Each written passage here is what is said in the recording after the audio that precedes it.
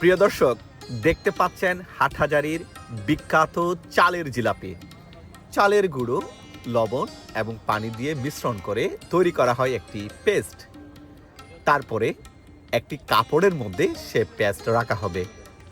ঘুরিয়ে ঘুরিয়ে এরকম একটা ছাঁকনির উপর সে জিলাপিগুলো তৈরি করা হয়।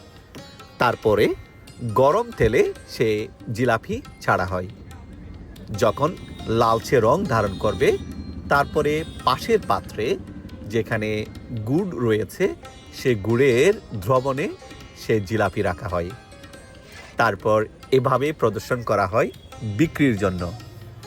আপনি জানলে অবাক হবেন, উত্তর চট্টগ্রামের হাটহাজারীর কয়েকটি স্পটে এর চাল জিলাপি বিক্রি হচ্ছে। প্রতি কেজি কত টাকা? প্রতি কেজি 200 টাকা। প্রতিদিন কয় কেজি বিক্রি হয়? ডেলি 200 কেজি বিক্রি হয় আমাদের কাছে। চাল জিলাপি খেতে কেমন লাগে? ভালো ভালো অনেক সুস্বাদু। খেতে কেমন লাগে?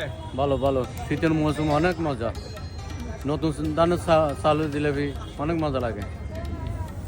প্রতিদিন হাটহাজারী বাস স্ট্যান্ড, কাচারি রোড, সরকারহাট বাজার, কাটিরহাট বাজার, নাজিরহাট, মনিয়াপুকুর পাড়, চৌধুরীহাট এবং দক্ষিণ হাটহাজারীর কয়েকটি স্পটে অন্তত 1.5 থেকে 2 টন চাল জিলাপি তৈরি এবং বিক্রি হচ্ছে।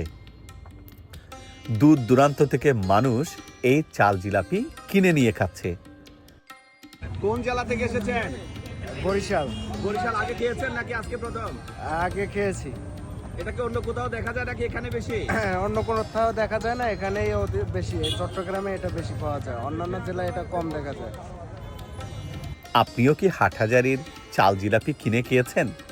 আর কিনে খেয়ে থাকলে কেমন লেগেছে আমাদের কমেন্ট করে জানান।